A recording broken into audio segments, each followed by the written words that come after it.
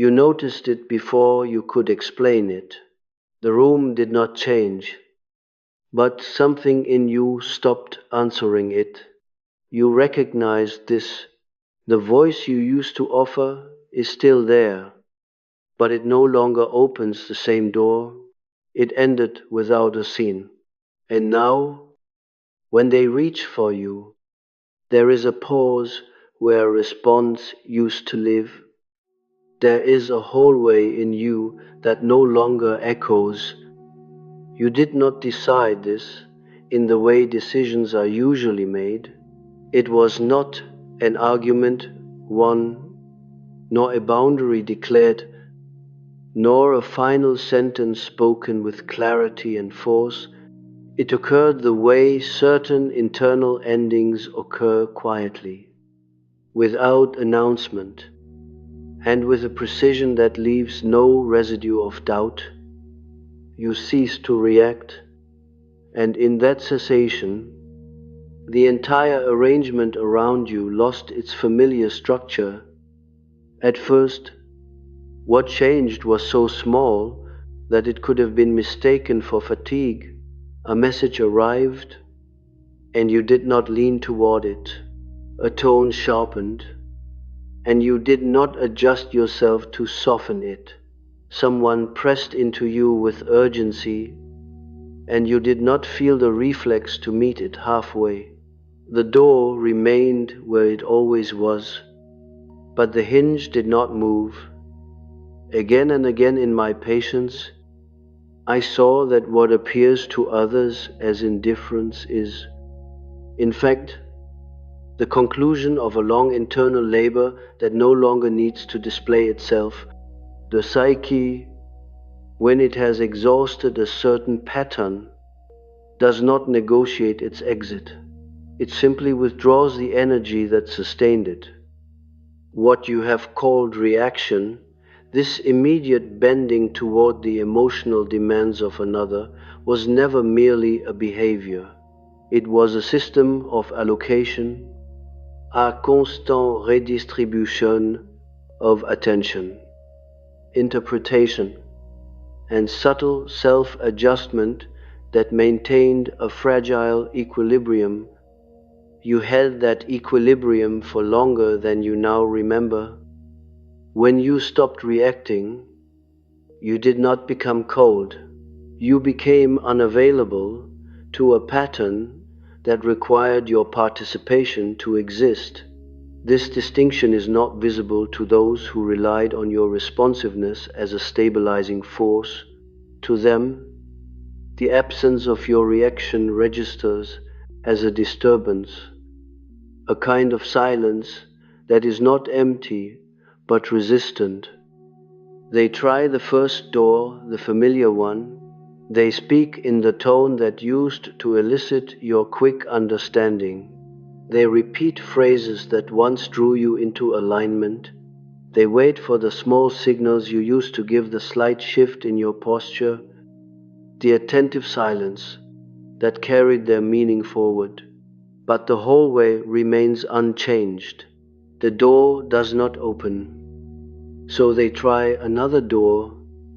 The pressure increases, the emotional intensity rises, not necessarily in volume, but in insistence. They present urgency as if it were a key.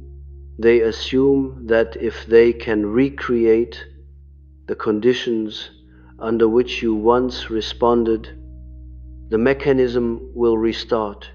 But what has ended in you is not a mood, it is not a preference, it is not even a boundary in the conventional sense. It is the cessation of a reflex that once made you readable, and now, without that reflex, you cannot be read in the same way. Unpredictability is not what they encounter, it is something more disorienting.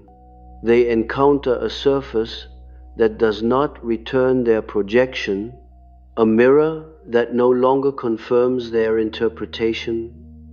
When they look for themselves in you, when they attempt to find the familiar confirmation that you understand, that you are adjusting, that you are already moving toward them. They find only a stillness that does not answer. This is the moment the dynamic begins to shift. It does not shift because you act differently in a visible way. It shifts because the invisible exchange that sustained the relationship has been interrupted. What you once provided, without naming this subtle, constant calibration to the emotional field, has been withdrawn, and without it, the structure that depended on it begins to reveal its instability.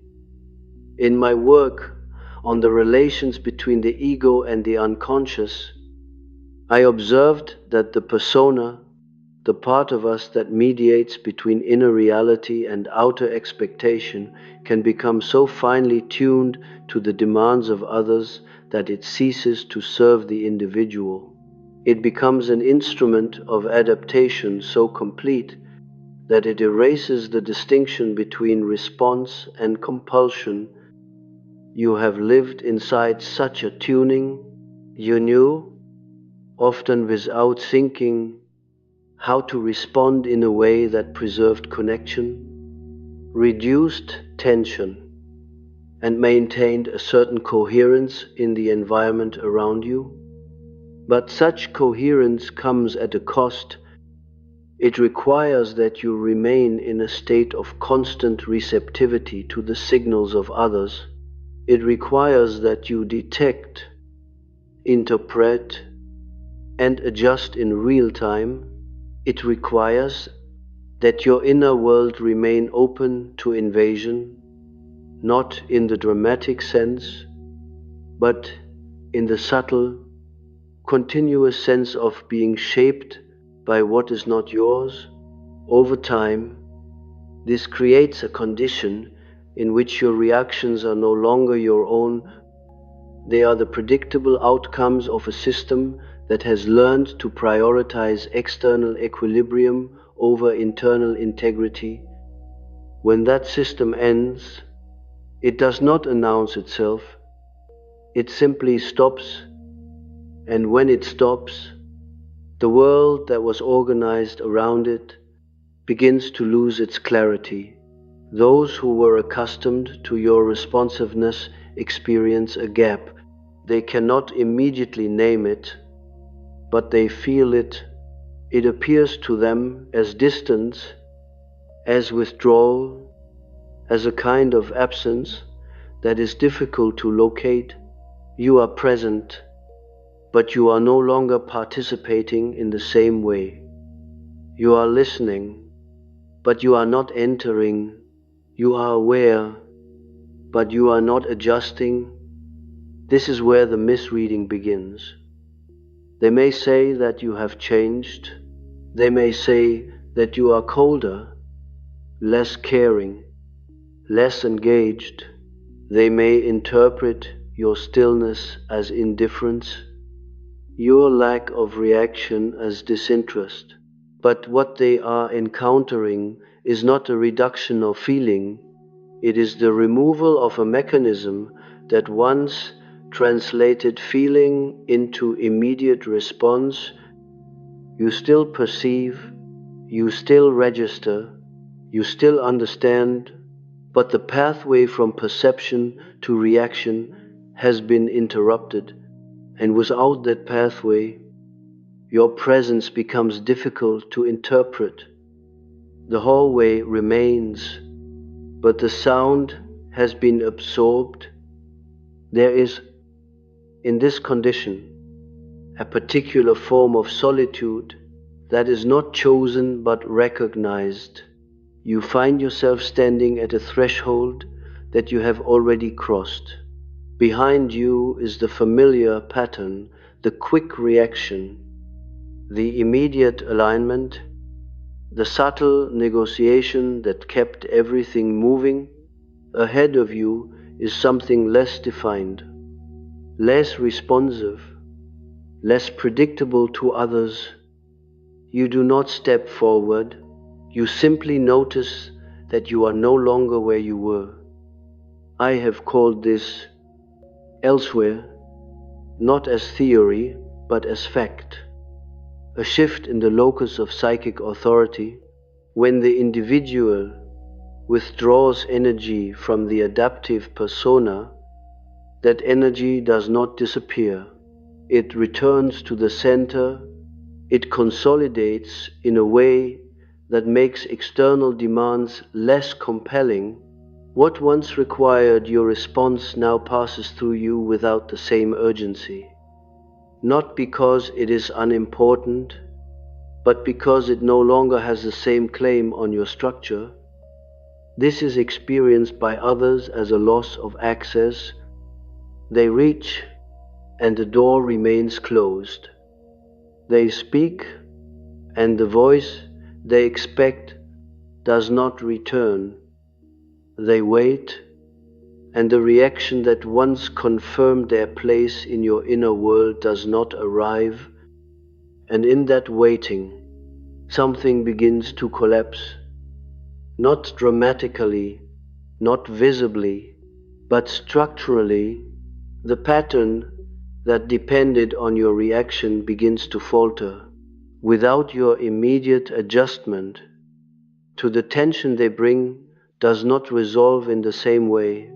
Without your interpretive presence, their words do not find the same coherence. Without your subtle guidance, the emotional field becomes less stable. They may not understand why, but they feel it. In this sense, your non-reaction is not passive. It is not a withdrawal into emptiness. It is an active absence, a removal of participation that reveals what was previously hidden. The dynamic does not end because you oppose it. It ends because you no longer sustain it. This is why it feels, to them, as if everything around you has changed. But what has changed is not the environment, it is the point at which you enter it. And now, when you stand in the same room, hear the same voices, receive the same signals, you do not move toward them in the same way. The threshold remains intact. The door is visible, but you no longer open it automatically. You remain where you are, and the hallway does not echo. What disturbs them is not your distance. It is your composure, for distance can still be negotiated with, interpreted, pursued, even dramatized. But composure offers no obvious handle. It denies the old economy in which tension could be relieved by your reaction. Once, another person could enter the emotional field around you and know, almost immediately, that something in you would begin to move. There would be a change in tone, in face, in pace, in inward weather. You would register their unrest and convert it into effort. You would think more, soften more, explain more, absorb more. Their anxiety would not remain entirely theirs. It would begin to circulate through you. Now it stops at the threshold. This is why the dynamic around you alters so completely. Even when no declaration has been made, you have interrupted the invisible passage through which other people once entered your nervous system and called it intimacy. This is not a moral accusation. It is a psychological fact. Many relationships are not built on mutual depth, but on repeated access. One person emits confusion, urgency, guilt, fear, disappointment, or subtle blame. The other receives it, processes it, reorders themselves around it. and return something more bearable. Over time, this becomes so normal that neither party sees the structure any longer. It appears as love, loyalty, patience, maturity, or understanding, yet underneath it lies a simple arrangement. One psyche discharges, the other reorganizes. You were too often the second, and because you were the second, your non-reaction now has the force of rupture. It exposes how much of the connection depended upon your inner movement. They may speak exactly as before, but the exchange does not complete itself. The old current does not close. Their pressure enters the room and remains there. Their disappointment does not automatically become your task. Their confusion does not summon your immediate labor. Their mood does not write itself across your inner wall. The wall remains. A great many people cannot bear such a wall, because what they want from another human being is not merely closeness but permeability. They do not consciously know this. They call it openness, warmth, honesty, communication. But when your permeability ends, their language begins to fail. Suddenly they say, "You are hard to talk to," or "You seem different," or "I don't know where I stand with you." These phrases all circle the same wound. They no longer know how to enter. The old doors are visible, but none of them open. You have seen this without perhaps fully naming it.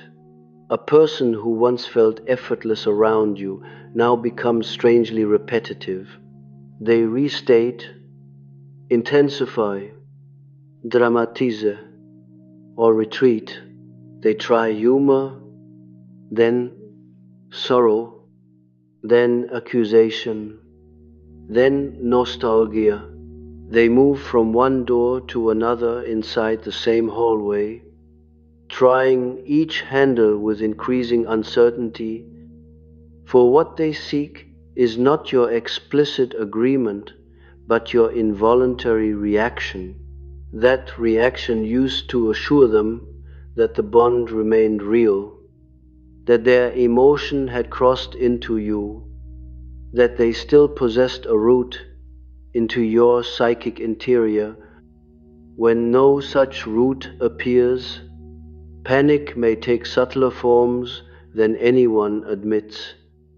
Sometimes it appears as irritation, sometimes as moral superiority, sometimes as concern, sometimes as a sudden insistence on clarity that is really a demand for renewed access. They say they want to understand you, but what they mean is that they want you to become legible again in the old language. They want your face, your tone, your quick interpretation, your urge to smooth the atmosphere. They want the former voice, but the voice no longer serves the same function. Again and again in my patients, I saw that one of the last functions to remain after an old adaptation begins to die is language itself. The person may still speak with courtesy, with intelligence, even with care, while the structure that once animated those words has already withdrawn. This creates a peculiar disturbance in others.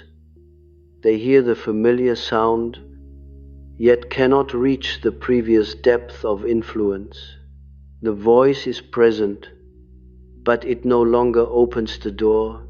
Language survives for a time after psychic compliance has ended. This is why so many people misjudge the moment of change. They assume that because you are still speaking, you are still available in the old way. They do not realize that the inner permission has been revoked, and so they press harder. When pressure fails, projection begins. This is one of the oldest movements in the psyche. What can no longer be controlled must be explained in ways that preserve the observer from seeing their own dependence. Therefore, your non-reaction becomes selfishness, your stillness becomes cruelty, your pause becomes arrogance, your inward closure becomes evidence that you are damaged, avoidant, punished by life, or secretly ashamed. Anything is preferable to the more humiliating recognition that they no longer hold the position inside you they once assumed was permanent. In my work on the shadow, I wrote of this elsewhere, not as theory, but as fact. What a person cannot consciously tolerate in themselves, they will meet outside themselves with intensity. If another person remains calm, where they themselves would become reactive, they often experience that calm as accusation. If another person no longer submits to emotional contagion, they experience that boundary as rejection. The psyche does not immediately say, "I have lost a form of access." It says, "You have become cold. This is easier to bear, but you know the difference. Coldness is absence of feeling. What has occurred in you is not absence of feeling, but refusal of involuntary participation." This is far more serious, for it means the old pattern cannot be restored by sentiment. You are not waiting to be softened again. You are not asking to be coaxed back into your former permeability. Something in you has concluded that reaction is too expensive a form of proof. There is often a dream when this begins to stabilize. A person stands in a long hallway lined with doors. They know every room once belonged to them, or at least required them. Behind one closed door, a voice calls their name. They recognize the voice immediately, and yet they do not open, not because they are afraid, not because they are cruel, but because the call itself no longer carries authority. The dreamer wakes with a strange guilt, and beneath that guilt, a deeper fact: the refusal was already complete. Such dreams do not instruct, they reveal. The guilt that follows them is important, because guilt is often the final chain linking you to an expired role. If you were long adapted to the moods, wounds, expectations, and needs of others, then non-reaction will first appear not as freedom, but as betrayal. The psyche, especially one that has survived by responsiveness, does not immediately interpret stillness as structure. It interprets it as danger. It says, "If I do not react, I will lose connection. If I do not soften, I will become harsh. If I do not make room, I will become unlovable." Therefore, the first experience of non-reaction is often not relief, but an almost physical tension, as though the old machinery were trying to restart itself. You feel it in the body before you can think it clearly. The breath waits, the chest prepares, the skin anticipates. Some old part of you expects the command to come through the familiar channel. React now, explain now, repair now, re-enter now, but the command reaches a wall that has become real. The body stands ready, but the psyche does not authorize the movement, And in that suspended moment, you meet the true magnitude of what has changed. For a reaction is not only an emotion, it is an identity function. To react in the old way was to confirm, once again, who you had been in the lives of others, the interpreter, the stabilizer, the absorber, the one who understood before being understood, the one who made emotional weather survivable for everyone else. When you stop reacting, you do not merely change behavior, you suspend the identity that behavior has been protecting. This is why the silence around such a change can feel severe. Without the familiar motion, who are you in the eyes of others? More dangerously still, who are you in your own? This is where many turn back. They feel the pressure of unfamiliarity and mistake it for error. They see the distress in others and assume they have done something wrong. They hear themselves called distant, hard, altered, and the old guilt rises like a former religion. They open the door again. If only a little, they let the old voice return.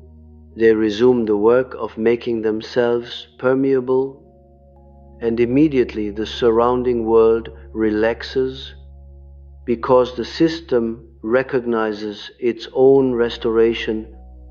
But when the event has truly completed, this restoration does not happen.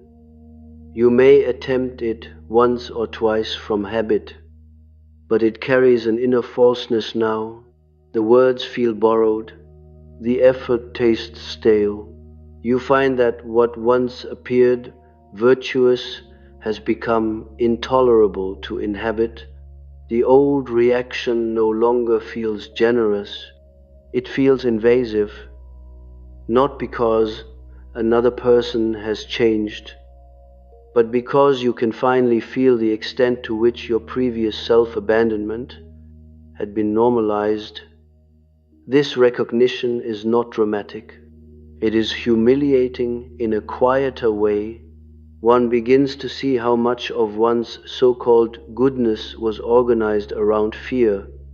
Fear of disconnection, fear of being misread, fear of losing affection, fear of the charge that one had become difficult, selfish, inaccessible. To stop reacting is therefore not simply to become still. It is to expose the architecture of fear that once animated your responsiveness, and what follows such exposure is not serenity. It is often a period of uncanny social tension. People begin to encounter you as if a familiar room had been rearranged in darkness. The furniture is no longer where their body expects it to be. They approach with old assumptions and strike against a shape they cannot yet map. Some become formal, some become theatrical, some withdraw before you do. Sensing that their former methods no longer work, some redouble their efforts with an intensity that reveals what the old dynamic had concealed. Under pressure, truth emerges. A person who loses easy access to you quickly shows what they believed they were entitled to. You do not need to accuse them. Their movement reveals it. A second dream often appears here. You stand before a mirror and wait for your reflection, but the glass gives back only the room behind you. No face appears, no expression returns. At first, the dream feels like loss, as though identity itself were disappearing. Yet, the deeper meaning is harsher and more exact. The self that used to appear immediately in relation to others, the readable face, the responsive surface, The familiar emotional image is no longer available on command. The mirror has ceased to flatter adaptation. You are not becoming nothing.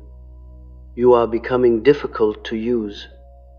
And because this is so, every dynamic around you begins to alter, not all at once, not with proclamation, but with the cold, unmistakable shift that occurs when an old source of emotional compliance dries up and does not return.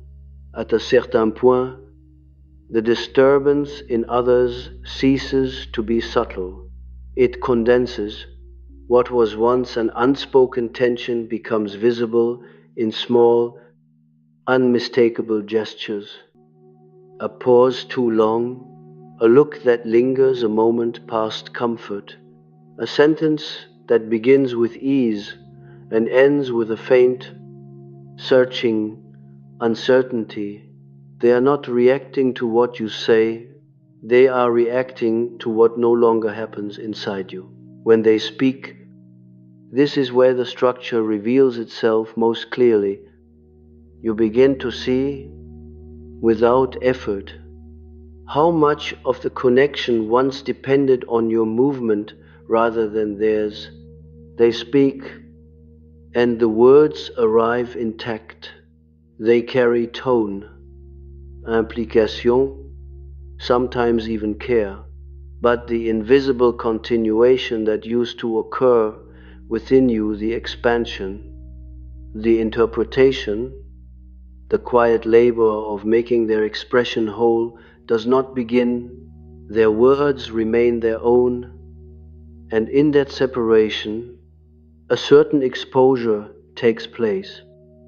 For the first time, perhaps, they must encounter the full weight of what they bring into the space. Again and again, I observed that when one person ceases to carry the unspoken burden of emotional completion, the other is forced into an encounter with their own unfinished material. This encounter is rarely welcomed. It appears as confusion, irritation, or a vague sense that something has become difficult without clear cause. They cannot immediately name that the difficulty lies in the absence of your former participation. Instead, they experience the situation as altered, strained, or oddly resistant. They may begin to fill the silence themselves. At first, this appears as effort. They elaborate more. They explain what once required no explanation. They try to bridge the distance by increasing the density of their speech. But because the old pathway is gone, this effort does not land in the same way. It accumulates rather than integrates. Words pile up without entering. The hallway remains unchanged. The door remains closed. This is often the moment when irritation turns into something sharper. A subtle accusation begins to form, not always spoken, but felt. You are making this difficult. You are withholding. You are not meeting me. You are not giving what you used to give. Beneath these formulations lies a simpler truth. You are no longer participating in the same exchange. And because they cannot restore that exchange through their usual means, they begin to experience your stillness as obstruction. This is the threshold at which many relationships reveal their dependency on your former compliance. Where there was once fluidity, there is now friction. Where there was once ease, there is now effort. Where there was once immediate understanding, there is now delay. The delay is crucial. It is not merely temporal, it is structural. It represents the absence of your automatic entry into their emotional field. Without that entry, the interaction must reorganize itself around two separate centers rather than one shared current. Many cannot tolerate this. They attempt to re-establish the old current through various means. Some become sharper, hoping to provoke a reaction that will confirm your continued involvement. Some become softer, hoping to invite the old responsiveness through warmth. Some shift into a kind of nostalgic tone, recalling how things used to be, as if memory itself could reopen the door. Each attempt is, in essence, a search for the lost mechanism, but the mechanism does not return. In my work on the shadow, I have described how projection intensifies when reality fails to confirm expectation. When a person cannot elicit the response they anticipate, they begin to project into the silence. They imagine motives, assign meanings, construct explanations that restore a sense of coherence. Your non-reaction becomes filled with interpretations that have little to do with you and much to do with their need to resolve the tension. You are distant. You are punishing. You are hiding something. You are no longer who you were. Each of these statements attempts to make the closed door legible, yet none of them opens it. What is particularly difficult in this phase is that you do not feel compelled to correct these projections. There was a time when misunderstanding would have activated you immediately. You would have clarified, softened, rephrased, explained until the misreading dissolved. Now, the impulse to do so does not arise with the same force. You hear the projection, you recognize its structure, and you allow it to remain where it originated. This is often interpreted as indifference, but again, it is something more precise. It is the refusal to enter a pattern in which your energy is used to stabilize another's misperception. You no longer feel obligated to make yourself clear in ways that serve their comfort. Clarity, when it appears, arises from your center, not from the pressure of being misunderstood. This changes the emotional economy entirely. Without your immediate correction, their projections persist longer. They circulate, they intensify, they may even solidify into a narrative about you that feels, to them, entirely real. And because you do not rush to dismantle it, the narrative acquires a strange autonomy. It becomes something they carry independently of your actual presence. You begin to see how little of what passes between people depends on direct reality. Much of it depends on the maintenance of mutual illusions, illusions sustained through continuous feedback, adjustment, and correction. When you withdraw from this maintenance, the illusions begin to drift. Some collapse, others harden. In either case, the relationship enters a new configuration, one in which you are no longer responsible for preserving a shared image. This is not liberation in the sentimental sense. It is a stripping away of function. The role you once played becomes visible precisely because you no longer play it. And as it becomes visible, it also becomes impossible to fully resume without awareness. You cannot unknow what you now see. You cannot return to the same automatic responsiveness without feeling the weight of its cost. The system that once operated invisibly has been exposed, and exposure alters the conditions of participation. There is a moment in this process where the absence of reaction is mistaken, even by you, for a kind of emptiness. The familiar movements are gone. The quick emotional currents that once animated your interactions have quieted. The space inside you feels wider, less crowded, less immediately engaged. Without the constant input and output of reactive exchange, there is a stillness that can feel, at first, like loss. But this stillness is not empty. It is unoccupied. What fills it now does not rush in from outside. It emerges slowly from within, not as a new identity to replace the old, but as a different relation to experience itself. You begin to notice that you can remain in the presence of another's emotion without becoming its extension.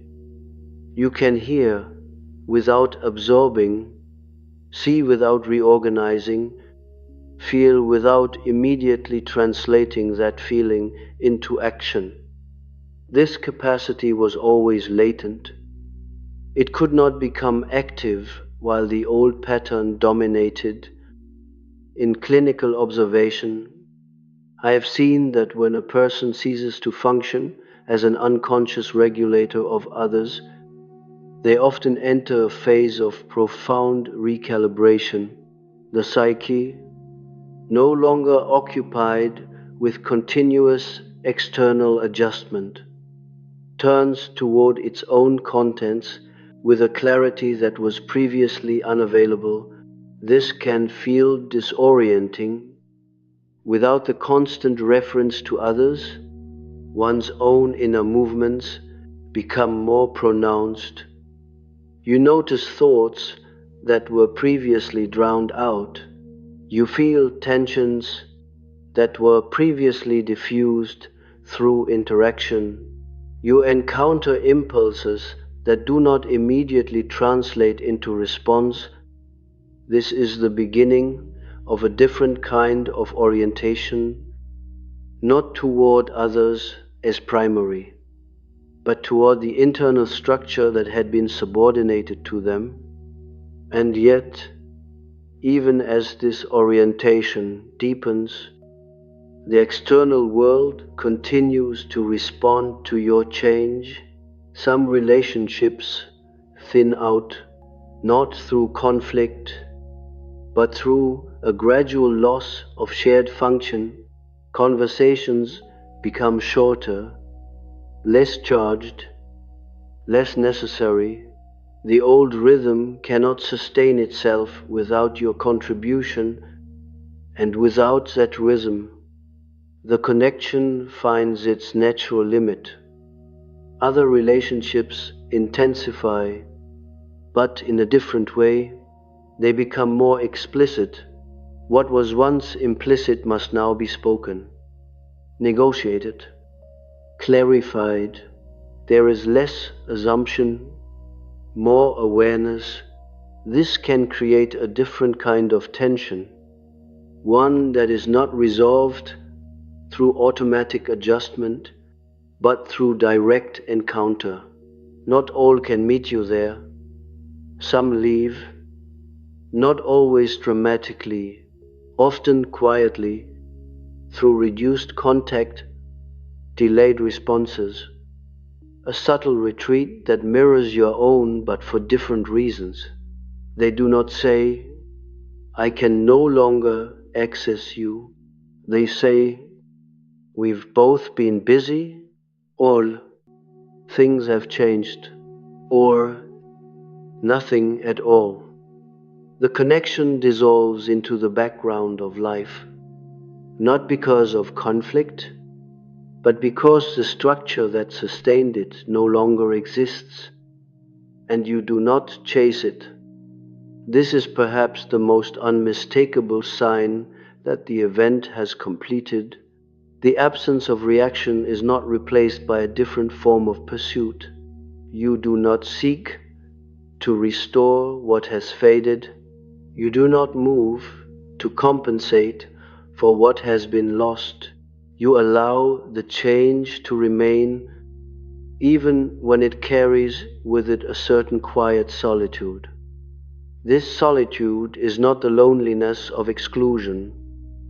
It is the solitude of non-participation in patterns that no longer align with your structure. You stand again in the same spaces, among the same people, within the same external circumstances. Yet the experience is altered in a way that cannot be reversed by effort. The door remains where it was. The hallway still extends in both directions. The voice, when it comes, is still yours. But the movement toward reaction has ended. And without that movement, every dynamic around you must find a new form or fall away. There is a point at which even the tension subsides, not because anything has been resolved between you and others, but because the system that once required resolution no longer exerts the same pressure. What began as disturbance, misreading, projection, and subtle conflict gradually loses its urgency. The attempts to provoke you diminish, the interpretations lose their sharpness, the repeated approaches to the same closed doors become less frequent, then sporadic, then absent. They learn in their own way, without ever naming it, not through agreement, not through understanding, but through the simple accumulation of failed access. The psyche adapts not only to what is given, but to what is consistently unavailable. When a pathway no longer yields response, it is eventually abandoned, not consciously, but functionally, and so the dynamic reorganizes itself around your absence of reaction, not by restoring what was lost, but by ceasing to depend on it. You notice this as a change in atmosphere. Where there was once insistence, there is now a kind of neutrality. Where there was once pressure, there is now a distance that no longer strains. People speak to you differently, not necessarily with more depth, but with less expectation. They no longer lean into you with the same unconscious certainty that you will receive, interpret, and return their emotional material in a refined form. The field becomes quieter, not because it is more harmonious, but because it no longer circulates through you in the same way. This quiet is often mistaken for peace, but it is not peace in the sentimental sense. It is the absence of a particular kind of exchange. The removal of a function creates a silence that can feel like relief, yet it also reveals something stark. How much of what once filled your life depended on your willingness to react? Without that willingness, many interactions reduce to their bare form. Some become simpler, others become hollow. A few become real in a way they never were before. Reality, in this sense, is not more comforting, it is more exact. You begin to perceive with a clarity that does not require effort. which connections can exist without your constant adjustment and which cannot. The ones that cannot do not necessarily collapse in a dramatic fashion. They simply lose continuity. They do not carry forward into the present with the same vitality. They belong to a structure that no longer has energy available to sustain it. You do not need to decide this. The system decides it for you again and again. I have seen that when a fundamental pattern in the psyche ends, the external world rearranges itself in ways that reflect that ending, not as a reward, not as a punishment, but as a consequence. The individual does not impose this rearrangement. It unfolds through countless small interactions, each one shaped by the new absence of reaction. You no longer correct the emotional tone of a conversation. You no longer anticipate the needs that have not been spoken. You no longer absorb the tension that arises between others. You no longer step in to complete what is left unfinished. Each of these absences alters the structure around you. At first, others may have resisted this alteration.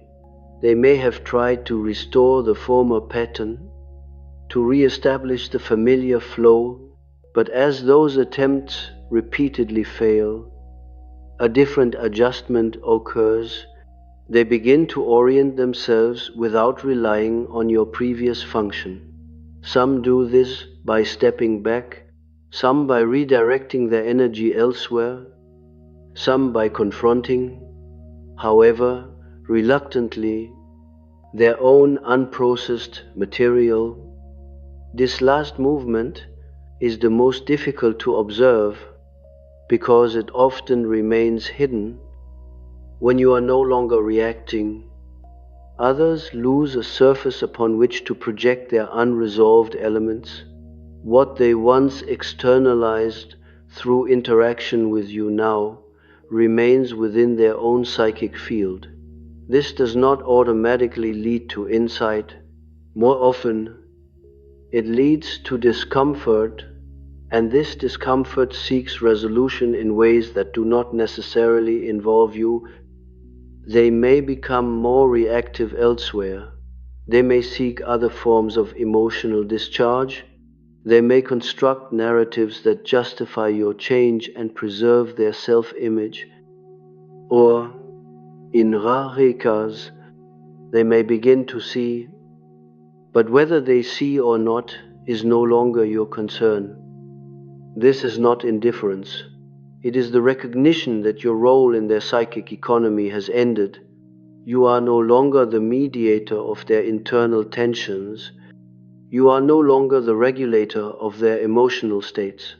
You are no longer the silent partner in their unspoken processes, and because of this, the responsibility you once carried dissolves without requiring your active release. It simply is no longer assigned. There is, however, a final layer that must be acknowledged, though it does not present itself dramatically. When the habit of reaction ends and the external dynamics have adjusted and the internal space has stabilized, something remains that is more difficult to name. It is not relief. It is not triumph. It is not even clarity in the conventional sense. It is a kind of irreversibility.